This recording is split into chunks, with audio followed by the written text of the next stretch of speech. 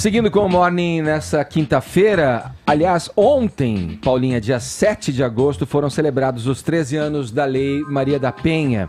O dia foi movimentado em torno da efeméride e de uma declaração do ministro Sérgio Moro. Vamos aos detalhes, Paulinha?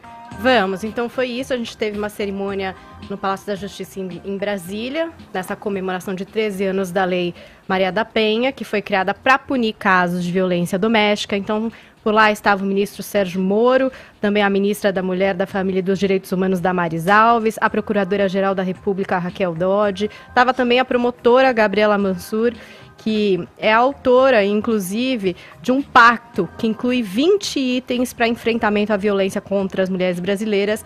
Esse pacto que foi assinado ali, né, pelo Sérgio Moro, em intenção do ministro de avaliar e, quem sabe, pôr em prática diversas ações muito importantes, Edgar, para a diminuição ou pelo menos para a proteção dessas mulheres, como, por exemplo, ajudar na autonomia financeira delas para que elas consigam sair dessas relações, fiscalizar as medidas protetivas, né, e aspectos penais e processuais mais rígidos aos crimes cometidos contra as mulheres, e incluir também na tipificação de violência psicológica e o crime de stalking, que são coisas mais subjetivas, principalmente a violência psicológica, é muito difícil de ser, né, constatada com prova, então é uma luta muito forte aí da Gabriela Mansur. Tem diversos pontos, são 20, bastante importantes, foi assinado o compromisso pelo ministro Sérgio Moro. A ministra Damares Alves mostrou dados do DISC 180, que é para denúncia, não só se acontece com você, mas também se você é testemunha disso, acontece ao seu lado. É sempre bom lembrar que as pessoas podem fazer a denúncia através do DISC 180. No ano passado foram 92 mil denúncias e já no primeiro semestre desse ano contabilizadas 42 mil denúncias. Sim. É bom a gente publicizar sempre esse número, que é uma ferramenta bastante importante aí de combate. A Damares deu um recado bem à moda dela, assim, né, aquele jeito dela, mas muito forte para os agressores. Ela disse: eu tenho um recado para os agressores, acabou a palhaçada no Brasil, estamos todos unidos contra a violência contra a mulher. E aí, o que polemizou mesmo foi essa fala do ministro Sérgio Moro. Em vez de eu ler aqui, porque isso depois foi para o Twitter, sim, a gente tem o pronunciamento dele que aconteceu ontem. Vamos conferir? Vamos. Talvez nós homens nos sintamos intimidados, né? Talvez nós homens percebamos que o mundo está mudando e por conta dessa intimidação, infelizmente, por vezes nós recorremos à violência para afirmar uma pretensa superioridade que não mais existe. Essa fala repercutiu bastante, Edgar, e depois o ministro até postou ali no Twitter basicamente isso que ele falou. Eu vou ler uma das pessoas que criticou ali no Twitter para vocês entenderem como caiu isso daí para muitas pessoas, como essa fala caiu um pouco atravessada. É a Flávia Borges, ela é roteirista, ela tá ali, o primeiro comentário no Twitter, as pessoas vão ranqueando, né, dando likes e tal. Ela diz o seguinte, ó: nos sentimos intimidadas diariamente e nem por isso saímos espancando e matando homens. A sua declaração é uma amostra de como a sociedade responsabiliza as mulheres pela violência que sofrem.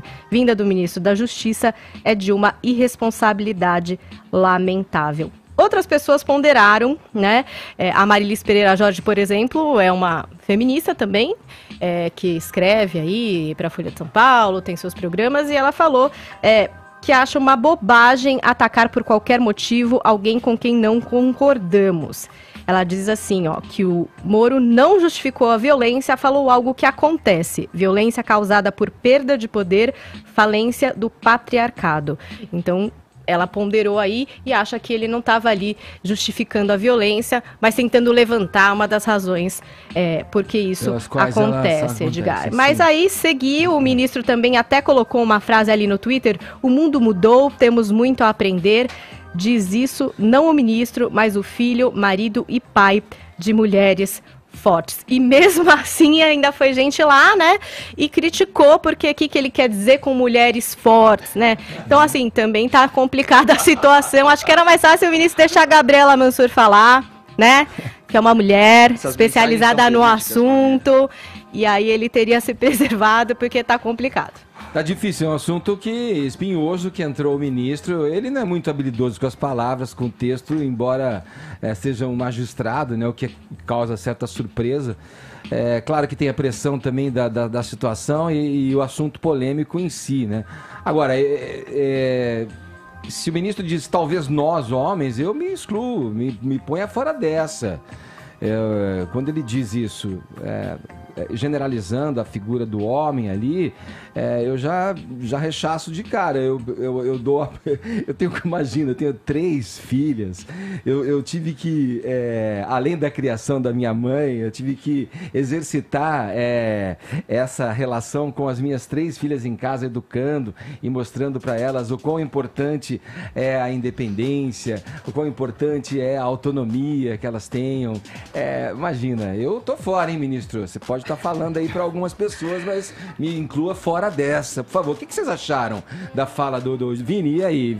Eu acho que tem uma generalização aí um pouco equivocada do Sérgio Moro, mas acho que também existe uma crítica um pouco exacerbada, Edgar, que é um pouco de motivação política aí também, né? Tudo sempre tem esse interesse político aí para fazer essa crítica ao Sérgio Moro, que talvez assim, na melhor das hipóteses, eu acho que ele poderia ter usado mesmo melhores palavras para dizer o que ele quis dizer, né? Entendo qual foi a intenção dele, mas acho que ele acabou dando muita margem para essa interpretação aí de estar encontrando uma justificativa para a agressão à mulher, que isso não existe, e fazendo essa generalização mesmo, que eu acho que talvez tenha sido a parte mais equivocada aí da fala dele. Alegando a uma suposta superioridade Isso. que talvez já tenha havido, quer dizer, considerar isso numa fala é considerar que em algum momento... Isso era normal.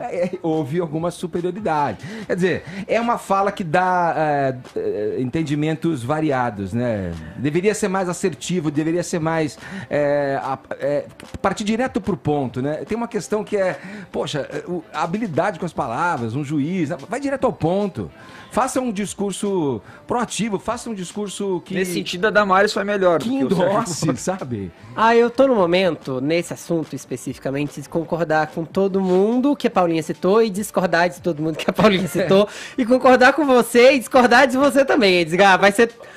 Vamos tentar concatenar isso, assim. Eu concordo com a Marili, de fato. O patriarcado tá falido, gente. Que bom que tá falido. Tá na hora de começar o matriarcado. Já dizia lá na Nairobi, do La Casa de Papel.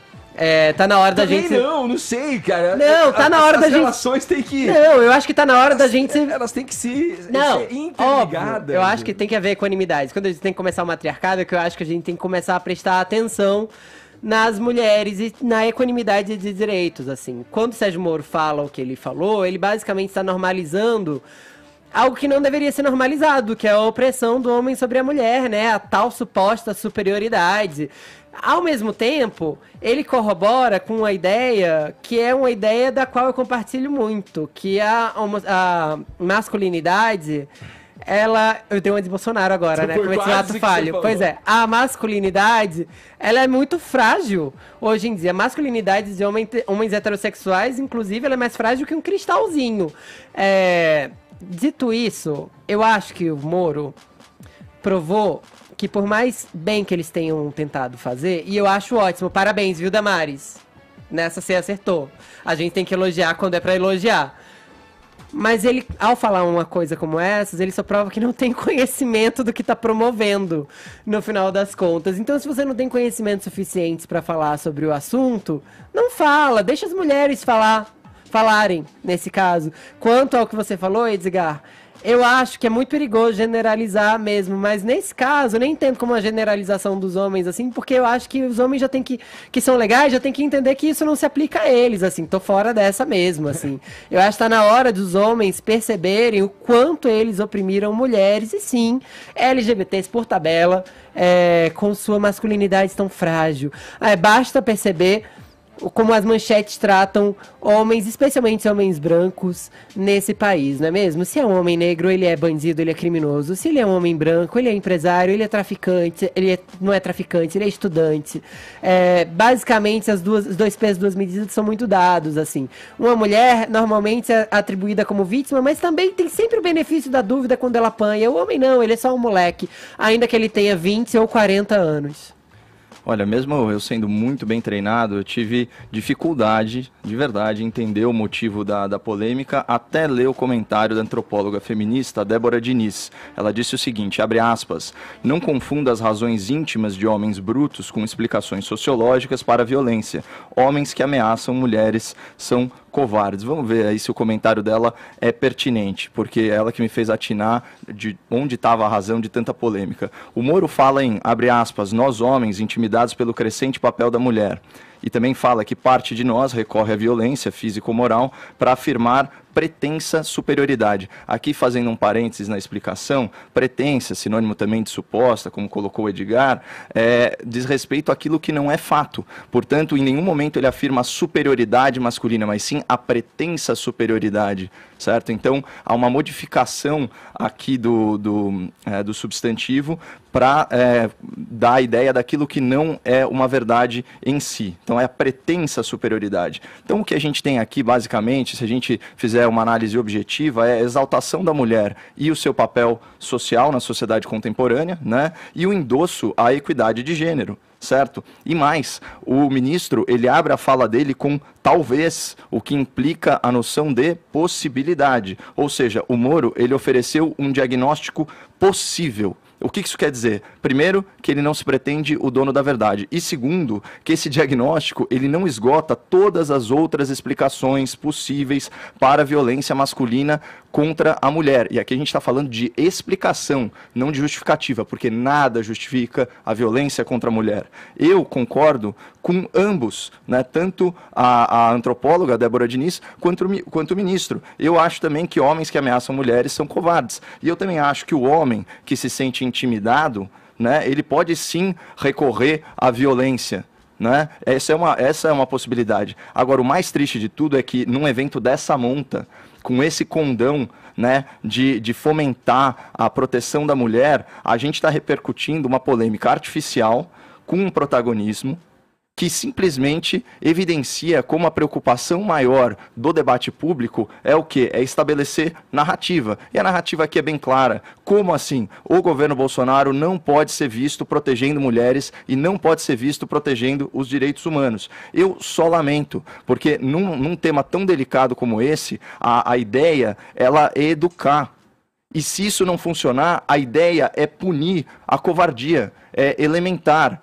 Homem que bate em mulher é inadmissível, você não pode se prevalecer da sua força física para exercer as suas próprias razões. Então, esse devia ser o debate protagonista, as medidas que foram adotadas deviam estar sendo celebradas à torto e à direito, à esquerda e à direita, e não ficar focando nas declarações do ministro Moro, sabe? Pelo amor de Deus, a esquerda aí traz para si o monopólio da virtude, fica alegando que são grandes defensoras grandes defensores das mulheres, das minorias e por aí vai, e quando o governo toma uma atitude, sabe, do ponto de vista simbólico, do ponto de vista prático, relevante, ao invés de apoiar, fica fazendo picuinha, achando pelo em ovo, sabe? Então isso mostra que realmente a gente vai ter que superar muito o ranço do debate político para avançar as agendas que realmente importam, e a proteção da mulher é um negócio que deveria unir toda a sociedade. Eu só queria mandar um recado pro Sérgio Moro, se ele acha que os homens estão ofendidos ou,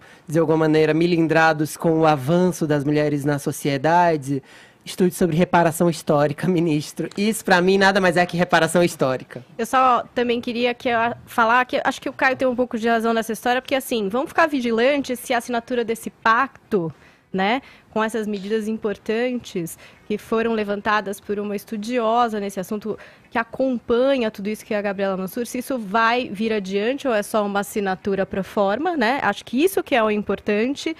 E no Senado ontem a gente também teve a aprovação de 2 projetos relativos à proteção da mulher vítima de violência doméstica. O primeiro assegura prioridade nos processos judiciais de separação ou divórcio das vítimas. Esse volta para análise na Câmara porque teve o texto modificado. E também de um segundo projeto que determina a apreensão imediata de armas de fogo de acusados de agressão contra a mulher. E nesses 20 itens levantados pela Gabriela, ela também pede para que homens que são denunciados por agressão contra a mulher não possam ter posse de arma. Então tem coisas muito importantes aí que, se de fato forem levadas para frente, podem trazer um benefício muito grande. Vamos ficar vigilantes em relação a isso, que é o que importa para as mulheres e para a sociedade. E um ministro que se propõe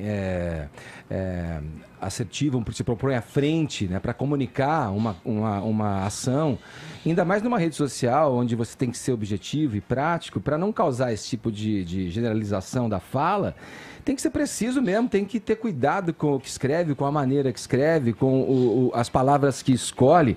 Eu reitero aqui, quando ele diz nós homens, eu reitero aqui, para mim, nesse assunto, eu nunca fui nem pretensamente, nem me achei nunca pretensamente superior a ninguém, nem a mulher e nem a ninguém. Sempre me considerei legal. Agora, você vê, né, como às vezes o que se diz, né, o que você diz pode ser distorcido, né,